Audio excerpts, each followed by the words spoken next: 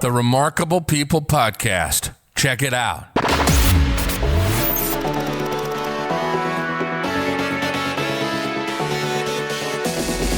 The Remarkable People Podcast. Listen, do, repeat.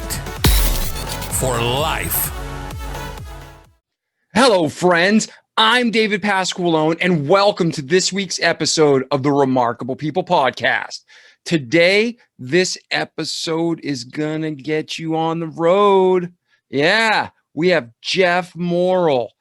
He owns Subaru dealerships, and he talks about the Lord's favor and wisdom, how he was just moving forward, just trying to do the right things in life. And it just happened. It just worked out for him. Now, that doesn't mean there wasn't a lot of hard work. That doesn't mean there wasn't a lot of determination and grit. And that doesn't mean there wasn't self-growth. But he's very transparent about how him and his brother got together, found a business they could afford, bought it, and then learned to grow the brand and love it. So I always hear Gao Kawasaki say, it's better to be lucky than smart. Well, our guest today, Jeff Morrill, is both. So it's a blessing. Enjoy the episode. And like our slogan says, don't just listen to this great information, but do it, repeat it, so you can have a great life. Before we get into this remarkable episode, I just want to thank our sponsors today. Pam Heinold with Better Homes and Gardens Real Estate, Pensacola, Florida. If you're looking to sell your home in this market, it is hot. Houses are going in literally one day. Put it up, bidding wars, sold in a day. So this is a hot market with a shortage of inventory. If you're in Pensacola and maybe you have an extra home, a rental home, or you're just like, hey, I'm ready to move out myself, call Pam Heinold, PamHeinold.com. And then from there, tell her Dave sent you, and she'll take great care of you. And if you're looking to get into this aggressive market, but beautiful place to live, talk to Pam. She'll be able to hook you up, find you the right place, and be the one that gets that bid in fast and wins. So thank you, Pam Heinold, for your support. And to our listeners, please support those who support us. Now, at this time, Jeff, the show's yours, brother. Enjoy. Hey, Jeff, how are you today, brother? Great, and I'm real excited to be with you today, David. I'm excited to have you, and so are our listeners. I just told them all about you in the intro. So, man, let's dig in. The format of the Remarkable People podcast is like, you're going to tell your story. You can go back all the way to birth and your formative years, how you developed and how you got to this point. And then we'll transition into not only you helping us and growing, but then where are you today and where are you going? So us as listeners from all over the world can help you get there. So that's it, man. Let's share your story. Start wherever you see fit, my friend. Okay, great. Well, I'm going to take Joyce Carol Oates. She's a novelist. I'm going to take her cue to begin a novel the way she writes it by writing the last line. So she works backwards from the end, and hopefully this isn't the end of my life, but it's certainly the end of my experience to this point. So let's start where I'm sitting now in Charlottesville, Virginia. And I'm here after fleeing my businesses. Actually, we built several businesses in Boston. I'll tell you a little bit more about that in a minute, but over about the mid 20 teens, I'm going to say 2013, 2014, I had burned out really badly because I wasn't doing the things I needed to do to keep the sword sharpened. And burnout can hit you pretty hard and suddenly, and it did in my case. And I realized that I was going to have to shift gears. So fortunately, I had prepared for the eventuality that I wouldn't want to work really hard 6 and 7 days a week forever. So over the years, I developed a team of managers that could run the businesses with me checking in on them, but not actually, being there every day. I like to think of my role now as a coach rather than the quarterback getting sacked on the field. And I'm having a lot more fun as a coach too. So let's go back a little bit in time. My wife and I moved up to Boston from our native Virginia in 1998 with my brother, who was my co-founder and business partner, to buy a bankrupt Subaru dealership. That was our first business, and we don't come from a business background or any wealth, but we could afford that one because it wasn't fetching a very high price, and the owners needed to sell it just so that the obligations of the lease that they had signed wouldn't just ruin them. So Now, if you don't mind me asking, jump in. was that outside of Lexington, Arlington, Mass, by any chance? No, it's just south of Boston. For those of your listeners who know that Boston metro area, in Hanover, which is on Route 3, the way to the Cape. Yes. Okay. I'm from Milford, Mass originally. And I remember there's a dealership right near Arlington when I go to visit my uncle. And I was like, that would be crazy if it was the same one. But you were the dealership going to the Cape. So I didn't mean to interrupt you. I just thought that was crazy. No trouble. Would have been a funny coincidence. And I know the owner at that store is a gentleman. And, we get along with some of our competition better than others. But that store is called Cityside, by the way. Ours is Planet Subaru. Is the name of our dealership. We got a lot of listeners out there. So if you still have a good relationship or you own it, let us know by the end and we'll send some listeners there to get a new car. Sure enough. So anyway, that was the first of several businesses that we would end up buying. They generate a little over $100 million in annual revenue, sales revenue now, but we didn't start out that big, of course. And so anyway, my wife was ready to move back in the mid-20 teens, and I was too, so we did it. Now, here's the part that really changed my life, though. I had dreamed of riding my mountain bike, getting out from under those fluorescent lights for many years, because I was willing to work hard, but I didn't want to do it forever. And I finally had that wish fulfilled when we moved back to Virginia, and we live in the mountains. And I was out on a ride December 13th of 2018 on some pretty icy conditions, and I was involved in a very violent accident. I was alone, which probably wasn't the best idea, but at that time I still thought I was bulletproof. And ended up breaking my femur in 5 places. It was actually separated entirely from my leg and hanging on by skin and muscle. And in those moments before help would arrive quite a bit later, I didn't know whether I would escape with my life that day. And there's something about that near-death experience in middle age to help you reprioritize the things that are important to you. And I'd always been interested in service to others and in taking care of my responsibilities, really honoring those to our team members at the dealership and the community and of course our customers. But it was that process of rehabilitation, learning to walk again during that process. I was very humbled, and I thought about what was left of my life and how I wanted to spend it. I was incapacitated for several months on a couch with my wife needing to take care of my every need. And that was my window of opportunity to write the book that I'm discussing today with you, called Profit Wise: How to Make More Money in Business by Doing the Right Thing. And that's my secret sauce. There are a lot of lessons in there, hard-won knowledge and techniques that are discussed in that book, and also correspond to documents and process sheets on the corresponding website with it, that I probably wouldn't have been willing to share earlier in my career. But I've gotten to that point where I realized that these things, when implemented properly, can have a really pro-social effect. And what I mean by that is that they are a process that we develop the hard way, and systems and ways of thinking about operating a business that really serve the community in terms of including people traditionally excluded from our industries, bringing those people in and giving them benefits of good jobs and the good income in the industries that we serve. And we figured out some ways to give back to the community so that we're strengthening that at the same time that we're earning a good living and generating the cash flow we need to pursue the values we have to make sure we take care of the people that depend on us.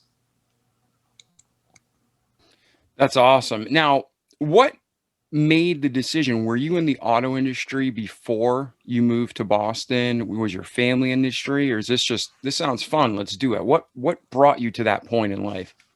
My brother and I always enjoyed cars, and we subscribed to the magazines that are now online, but back in the 80s when we were really excited about cars as younger people, we had to subscribe to actual print magazines, Car and Driver and Road and Track. So we always shared that passion. My brother really wanted to be in the car business and ended up seeking a job at Ford Motor Company when he graduated from college. And I was thinking more along the lines of politics, because I always was more interested in public service and thought that government was a good way when it was making good decisions to help people, improve their lives, which was just an important value of mine.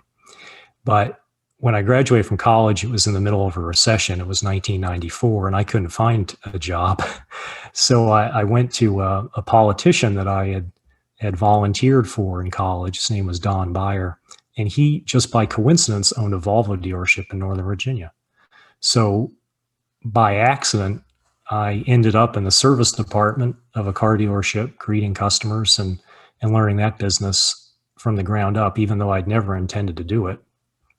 And because my brother was already in the business, probably the two of us had the misunderstanding that the other brother knew more about the business than we thought.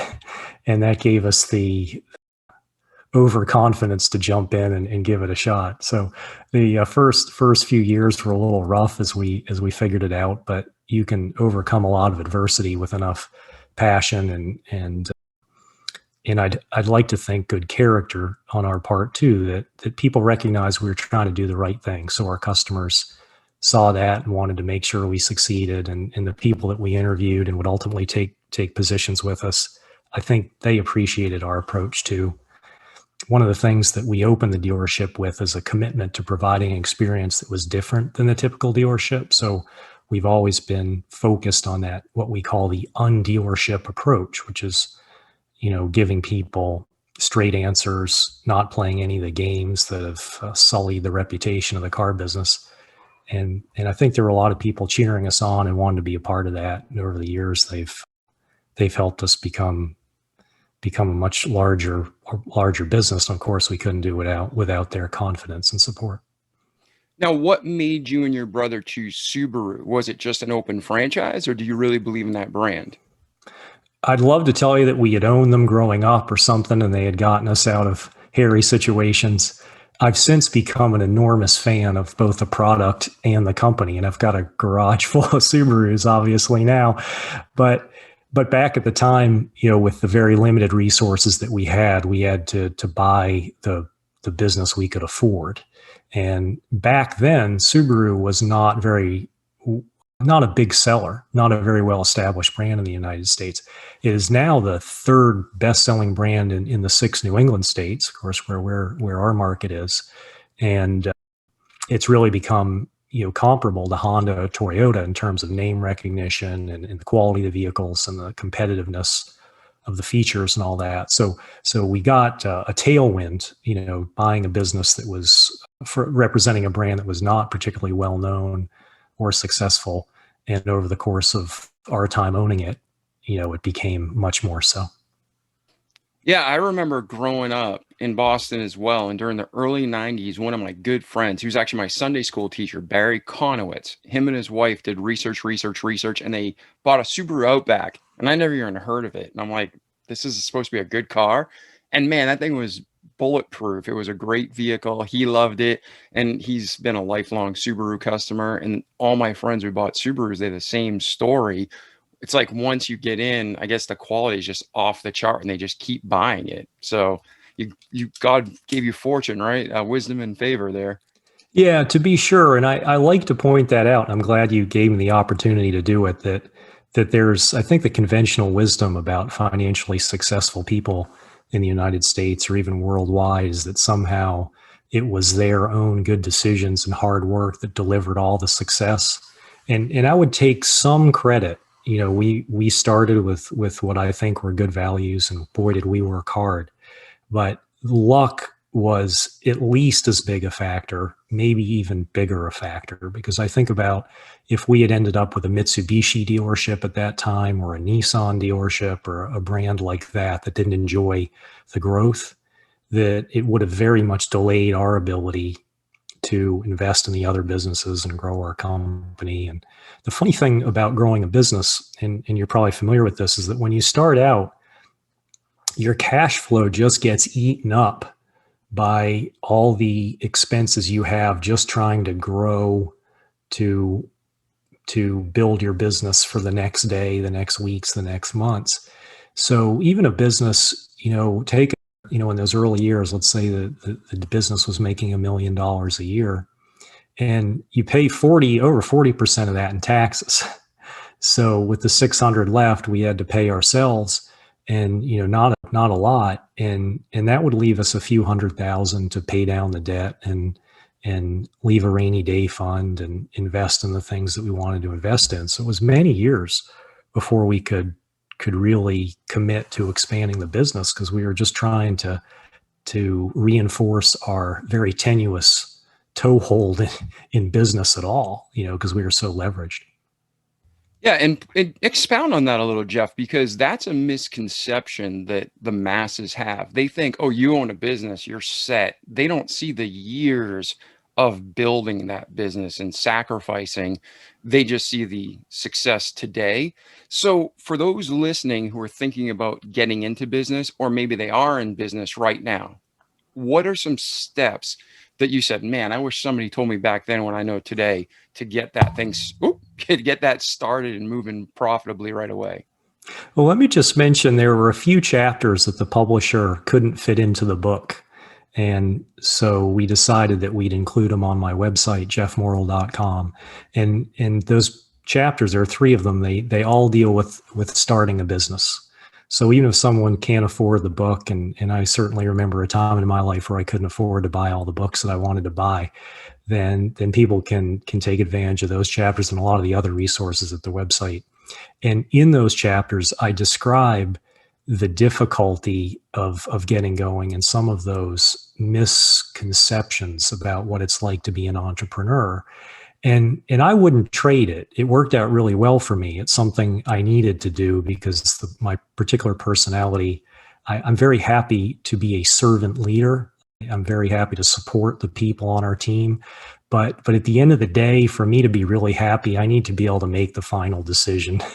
And when I was working for someone else, it was just difficult for me to accept decisions, being required to execute on things that I just didn't really believe in.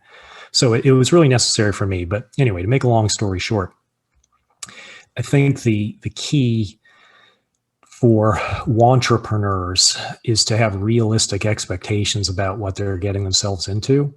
And the most successful people I know are actually, when I say financially, they fall into 2 categories. There are a handful I've read about. And when I say a handful, I mean just a handful of those people, like the Instagram founders who start a company and within 3 years sell it for $1 billion. And you can probably count the number of people in the world out of the 8 billion people in the world who have managed to bottle lightning like that. I mean, maybe it's 100 people or something. So it's just forget about that. I mean, it's theoretically possible, but it's like winning the Powerball.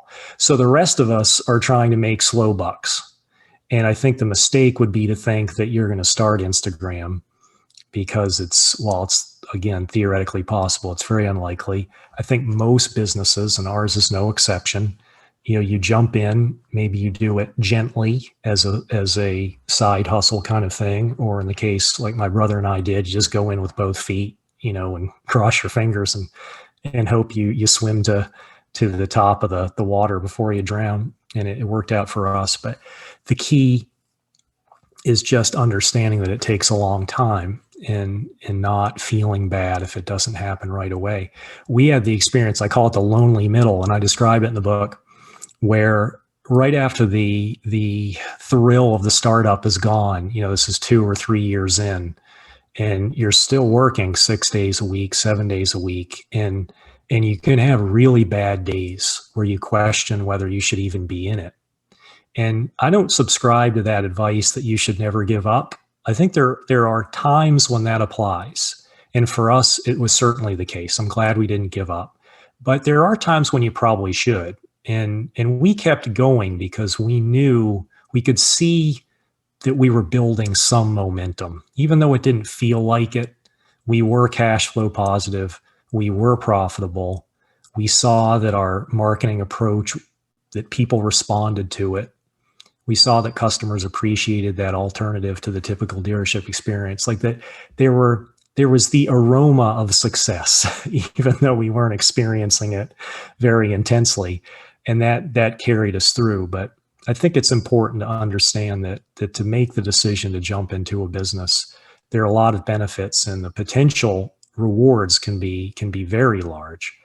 But almost guaranteed, you're going to have some really tough days, and you're going to put in a lot of long hours, and there will be many times where you wonder whether you even made the right decision.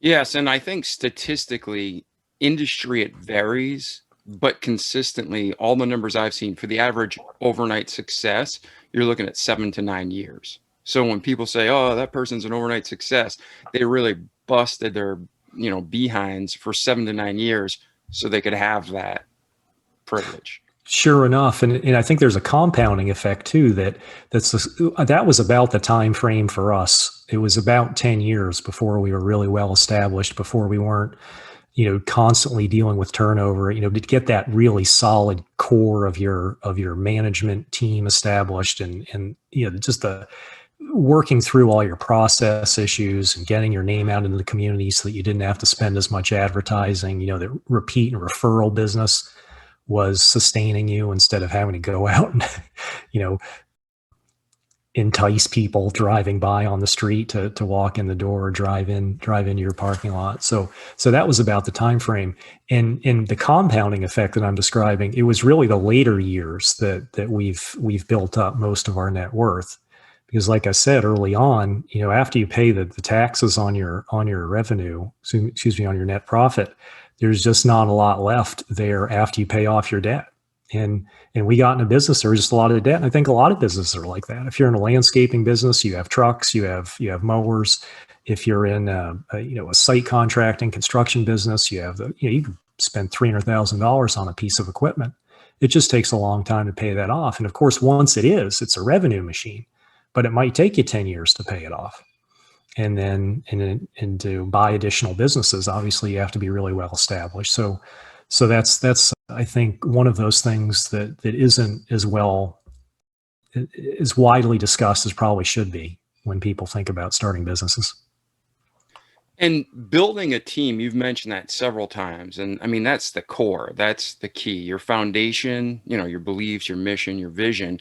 But then you need somebody to help run it with you, because no man's an island. No person can do it on their own. Talk about building a team. What did you see that's worked and hasn't worked? I made just about every mistake you could make in this respect. And over the course of the over 20 years that we've had our own businesses, I've been in a position to hire several hundred people. And up until recently, since I've moved away from the actual day-to-day operations of the business, I was present for every person that would join us. I would interview those people. In the very beginning, I was the only person who would interview them. So we have a lot of we developed a hiring system by trial and error. I'm not sure it's the recommended way to develop a hiring system, but it certainly helped us do it from the ground up. And I describe it in the book. One of the most important things, it starts all the way back before you run the ad, the recruiting ad, is to have some understanding of who you are as a company and the kind of values you're looking for in a person. So I'll give you an example. We like to have people that are environmentally responsible and to have people that means something to, because as a dealership, we try to operate the facility in a very green way. I won't go into a lot of detail about how we do it, but that's one example. Another example is we like people that are really concerned about serving other people and serving their communities. So we're not looking for people who just want to come in and make a lot of money, and that's the only thing that's important to them. We want whole people that want to serve the world. So we talk about those values in our recruiting ads because we figured out that those are the kind of people we want, and those people succeed with us and appreciate the kind of people we are. And then once you start interviewing applicants, we've given some thought to the kind of people and the skills that we need in those people. And to help surface those qualities, we have pre-arranged interview templates. And some of these are on our website if people want to see what I mean. So we don't spend our interview time talking about hobbies or where people went to school. Maybe we'll spend a little time on their resume, but But we know the questions to ask that are likely to surface these qualities with good signal value, the questions that will point you in the direction of the qualities that the people will deliver to your business once they join you. So I'll give you an example. We've found that conscientiousness is a very important quality for success in our company. And so we have questions that try to address that and see if that person, has exhibited those traits in the past and is capable of continuing to remain committed to those for us. Beautiful. And when you interview people, like you said, you kind of just develop. There's always fundamental good ideas and processes to follow that are universal. But in your industry, in your business, with your environment, you found those certain questions and certain characteristics that you were looking for. How long would you say it took to kind of develop that rhythm? I mean, it takes time, but for you and your business, how long should our listeners be expecting? Might be faster, might be slower, but what did it take you? When you say, just to clarify on the question, you mean to develop their own hiring system to deliver the kind of results I'm talking about? Yeah, like how long from the day you opened and started hiring people to when you're like, yeah, we get this down to a system. We feel good. We're going to get a good hire each time. Well, not to push the book too hard, but I wish I had read a book that had summarized the process, because I think in my book has our process, because it would have saved me a lot of the trial and error on our part. I think if you read the book or similar good books about how to hire well, you can really accelerate the process. I mean, there is some experience, obviously, to hiring in terms of, if you're going to be hiring salespeople and you've never hired salespeople before, you need a team of people that is accustomed to identifying those traits. And sometimes they're subtle. Sometimes it'll be just a simple thing that someone says that reminds you of someone that you hired before, that allows you to dive into that particular person's personality traits a little deeper than you might have to discover something that's a red flag, or maybe something that really appeals to you, even though they don't have some of the other qualities that you think they might have, and make you be willing to roll the dice on them. So I don't think as long as you're using a system and paying attention, and I recommend ours, then very quickly, I mean, within a handful of hires, you're going to get the hang of how this works. But I'll tell you, it's not something you can phone in. In our case, we have 3 interviews. I'll give you an example. The first interview is with one manager, and that manager assesses whether the person really is in the range of someone we could hire before, so that we don't spend a lot of resources interviewing every person that applies. The second interview, we'll have 3 or 4 managers participating in that, asking a different set of questions. And now, if they get past that second interview, we're pretty serious about their ability to perform well after joining us. But that's even not enough. We have a 6 or a 7 hour shadow day interview. And the reason we call it a shadow day is because it just describes, it's not really an interview in the sense that people are sitting around a desk. We invite them into the department that they're going to be working in, and they get to meet everybody on the team, and they get to observe what that team is doing. So let's use an example at one of our retail businesses at the Subaru dealership. We'll have a prospective salesperson candidate come in on a busy Saturday and just linger in the showroom, listening into the conversations that our salespeople are having with the customers, getting a feel for the kinds of questions that customers ask. Maybe they observe a grumpy customer who hasn't heard about our different way of doing business and wants to try to push the salesperson around, and they see how we handle that. They see that it's not all roses, that sometimes they have to deal with difficult people. And it gives our team a chance we get a lot of eyes on that candidate, because we have a lot of team members that get a chance to talk to the person. And that's a gift I think we give to our team too. It's not just a benefit to the dealership in terms of improving the quality of the applicants that we hire, but it's a very, very powerful signal to the people who are actually doing the job, working in our businesses every day, that we care a lot about their opinion. And we've had situations where a single frontline person has said, you know what, I had this brief conversation, casual conversation during lunch with the candidate, and he said this thing, and we can't have that, and we've disqualified people based on a single person on our team, a frontline person having a good reason to not want that person on the team. So those are some of the key steps involved, and it's really not particularly complicated. It just, you have to follow the system and do the work. Nice. So you and your brother decide to buy the dealership. You work hard for years, and you're busy working 60, 70 hours, I'm sure, in an automobile dealership. And then you're working 6, 7 days a week.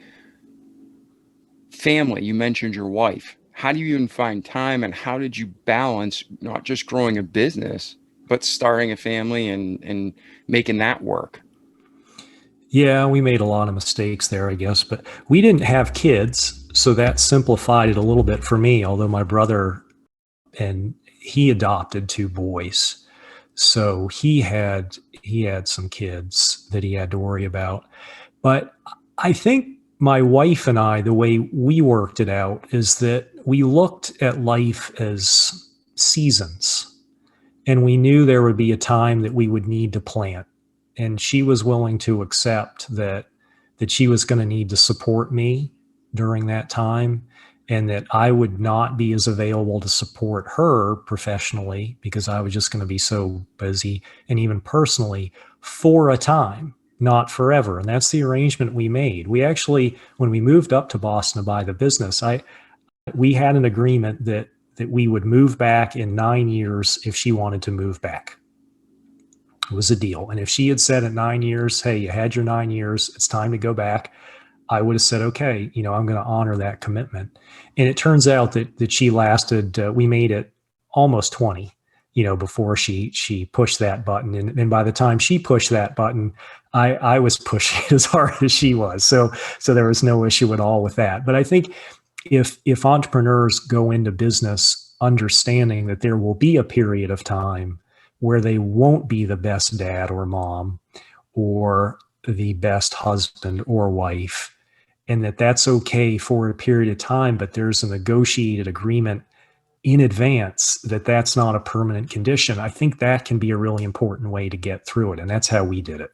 And I think I see people making that mistake, the entrepreneurs who continue to work really long hours and really pile up an unfair amount of responsibilities on the spouse in particular, and also, don't devote the appropriate amount of attention to their kids because they can't find the way to cut back. They're either addicted to the hours, or they're not willing to make the hard choices to delegate, or they're control freaks. And there are a million reasons why people don't do it. Most of them aren't very good, but I see it very commonly, and it's a common mistake for entrepreneurs to make. Yeah, I think that's good advice. I mean, you guys went in it honest. You had the talk ahead of time. You didn't assume anything. And then, like you said, you would have kept your commitment, but you guys went a little bit further because you were in agreement and you were both equally yoked. So, and recognizing their seasons. So we have listeners from all over the world, and everybody has a different, worldview and background. But I think it is universal that if we recognize there's seasons in our lives, high seasons, low seasons, everything in between, it's easier to accept life because we all have ups and downs. That's for sure. Yeah. And the seasons, I think that metaphor can be applied too, just in terms of maybe in a very literal way. You think about how you're very busy planting seeds in the spring with no harvest at all. And that was certainly the case for my wife and me. I mean, we were living on, literally cutting coupons, and this was not, some kind of lifestyle of the rich and famous for years. I mean, we were really, really scraping by. And she understood, though, that there would be a time that if we made good decisions and with some good fortune and blessings going our way, that there would come a time when we could harvest those seeds. And it really is, I have a deep sense of pride that has occurred, that I was able to keep that promise. And now we have the freedom to do all sorts of good things. We have the time to do it. We can take trips and make up for some of that time that we didn't spend together earlier. And we also have many more resources to advance the causes that are important to us. Yeah. And then I want to ask you two more questions about when you were raising the business, growing the business. What was one of your darkest seasons and how did you get through it? Like you talked about quitting earlier, how to know when to quit and when not to quit. Share with our audience to encourage them because they're probably in a low season, a lot of them. What was one of your low seasons? How did you hang on and how did you get through it? We were involved, without going into a lot of the details, a multi-year litigation, which was very expensive. And not only was the money costly, I think the personal toll was even more because it, really difficult lawsuits take a lot out of you. There are depositions involved where the lawyers are asking you questions, and it in a hostile way. Actually, these are not friendly occasions, and the whole time you're wondering how it's going to end. And it was wow, that was a difficult period. I'm less interested in describing it any more than that because I'm, just the recollection of it's difficult, and more interested in talking about that part of your question. How do you get through it? Yeah. And I don't want you to go any deeper than you have. No. Emotional. I get it. It can connect back. So how did you get through that and hang on? No, this isn't the time to quit. It's just time to persevere. Yeah, I think the skill that I developed by the time this occurred was just understanding that the difficulties that you're experiencing now won't last forever. So understanding your own response to adversity and realizing that you walk through the valley of the shadow of death. You don't get stuck in it. That's in the Psalms, they talk about you make it out.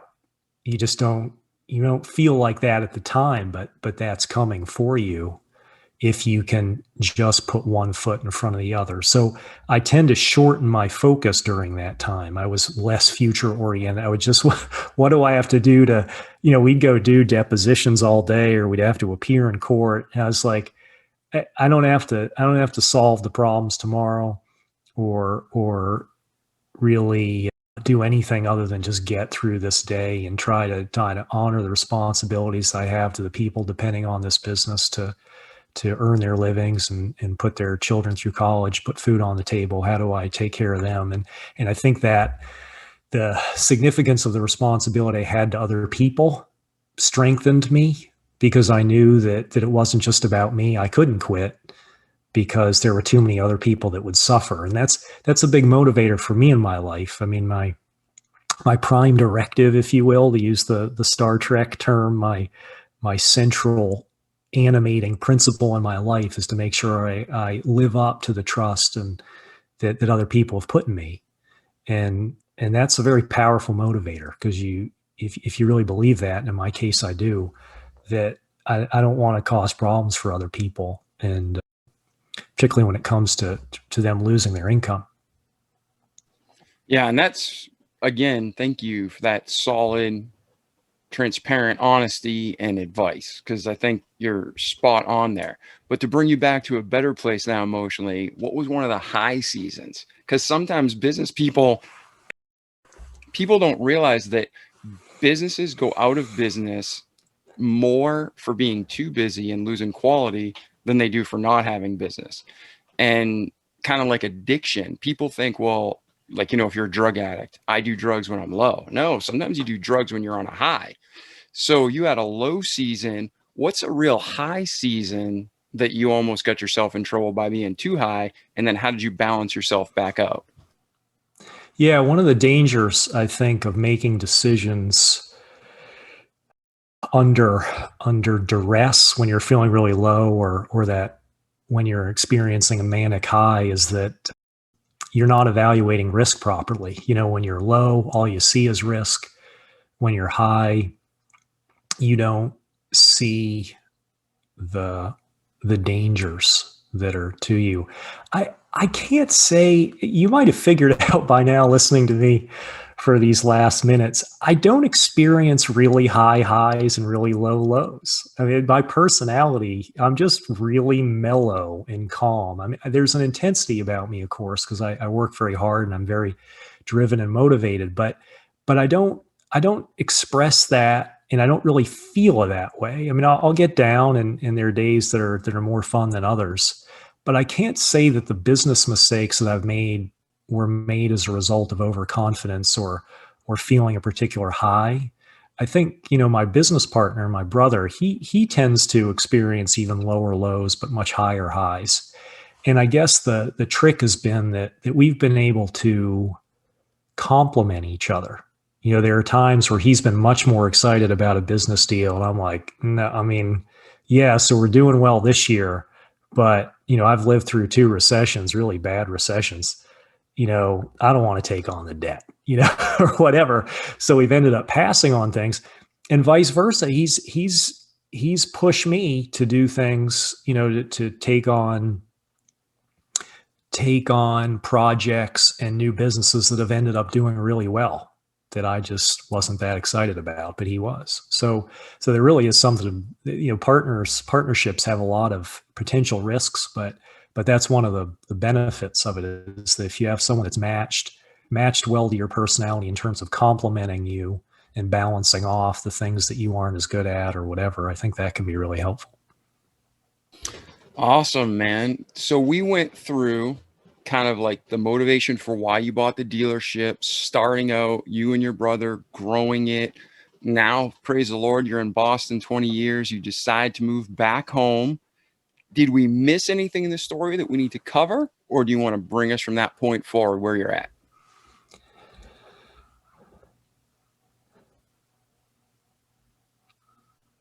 Maybe I'd like to revisit just a little bit of the burnout, and because I think, had I read the right book, had I talked to the right person, I could have seen that coming and I could have avoided it. And because I still haven't quite recovered from that. We moved to Virginia in March of 2018, so it's about 3 years now that we've been here, and I've been kind of reckoning with that, what it's like to put in too much and to try to regenerate those batteries. And I guess what I'd say about burnout, I have a definition for it, is that it's when you get tired of when you get tired of solving the same problems over and over again. Like, there's some amount of that you can do, and then you just run out of gas. And I think I was doing it too long. Like, I was tired of doing it. And if I could do it over again, I would have promoted people faster to take those responsibilities that I wasn't enjoying. Like, I would have promoted a general manager to take over the day-to-day responsibilities of the business instead of assuming those responsibilities myself. But I think I was cheap because I was reluctant. A good general manager of any business is going to cost you quite a bit. And I think I was afraid to give up that control. Founders love to have their hands in everything, and I was averse to handing it off to anybody. And I think I was probably guilty of just not really tracking my own emotional health. I just assumed that to build a business, you just had to be really tough and suffer it out. And I think there is a time for that. I mean, I'd warn anybody starting a business, just be prepared for it to really hurt for a while. But it shouldn't just be like that forever. That's not the point. That, the reason you open a business is to expand the service you can do to others and increase the freedom and the resources you have available to do the things you want in your life, not to make yourself miserable.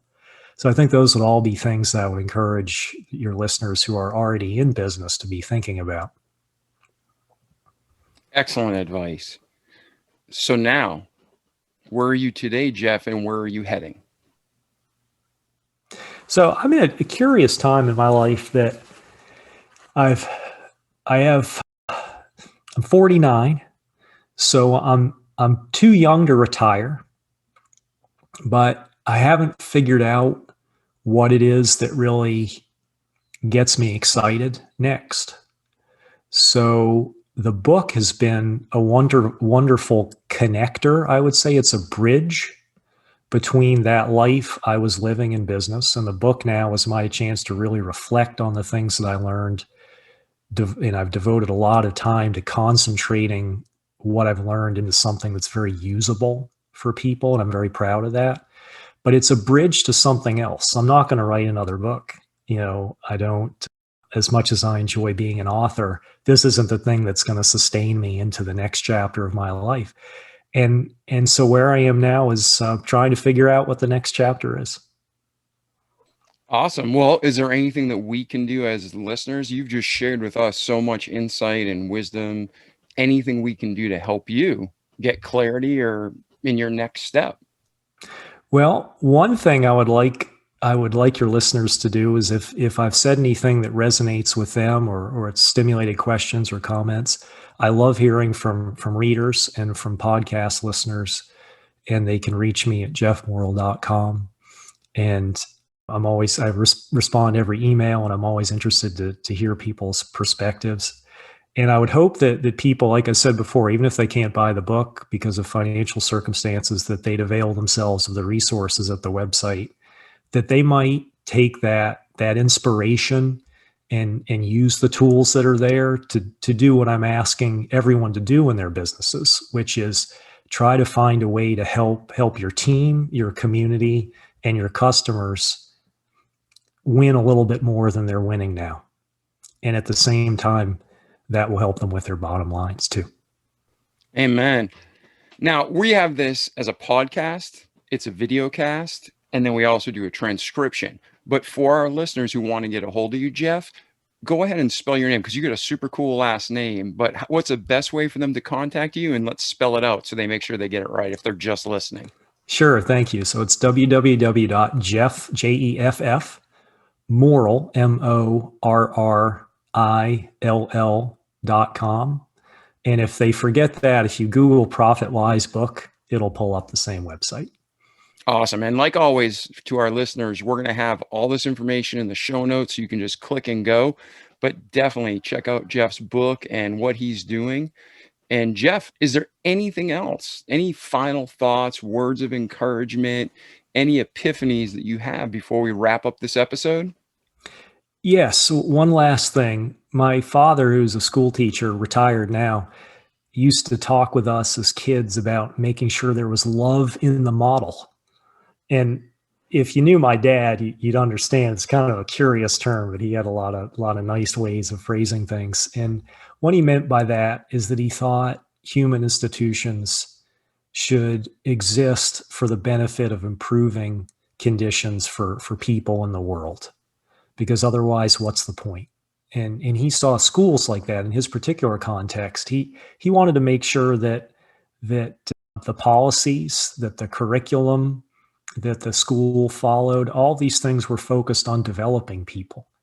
And that really stuck with me. And I would ask your listeners who own businesses or for the people who don't own them now and will be building businesses in the future to make sure they're thinking about that as they take care of their business, to make sure there's love in their model, that their company values and the procedures and the goals of the company are geared towards improving their corner of the world at the same time that they're making their living.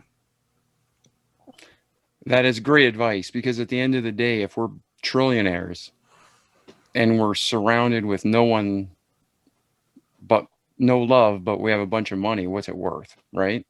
But yeah, if we're it's a pretty hollow victory. yeah. So if we're poor and we're surrounded with people we love, and that's what matters. But if we can have both, that's just fantastic, right? Right. So That's the plan. yeah. So listen, God talks about all the time, having balance, doing love God, love others, but there's nothing wrong with money. It's the love of money. So listen to Jeff, get his book, make as much money as you can, use it for good, don't be selfish, and have a great life. Jeff, it's been a true pleasure having you on the podcast today. And again, I'll say this again, I never want to rush this or cut anything out or miss anything. Anything else you can think of that you want to discuss before we go? No, that's good. It's been a blessing to be with you today. Thank you. Oh, it's been a blessing. And as our listeners hang out for another couple minutes, Jeff, we got a special offer for you, and we will see you 1 minute. Jeff, it's been a pleasure. Thank you again. You truly are a remarkable man, and it's been an honor having you here today. Thank you. Thank you. Ladies and gentlemen, was that not a remarkable episode? Jeff not only shared with us wisdom, and not only does he have a book, but he's about to give you access to free content that'll continue the growth. And then based on that, if you have any questions, reach out to Jeff, check out the show notes. But Jeff, at this time, what do you have for our remarkable audience? If they visit my website, jeffmorrill.com/reader-tools, or if they're willing to hunt around the website, just go to jeffmorrill.com and they'll find the link. There are bonus chapters on starting a business, including crucial questions to ask before launching, how to choose the right business for you, and why you need a business plan and how to get started. I also have diagnostic worksheets for improving your business, the same tools that we use every day in our businesses, the exact checklist, templates, and other process documents that are described in the book and that we use. So I'd invite your listeners to take a look there, and hopefully there will be tools that they can use in their businesses as soon as today. Awesome. So check out that website, check out that free content that Jeff's given you. And like our slogan says, don't just listen to great information, but do it, repeat it for a great life. This is David Pasqualone. Have a great day, Jeff. Thank you for being here with us. And for all our listeners, we love you, and we'll see you next week. And thanks again, Jeff. Thank you. Bye. The Remarkable People Podcast. Check it out.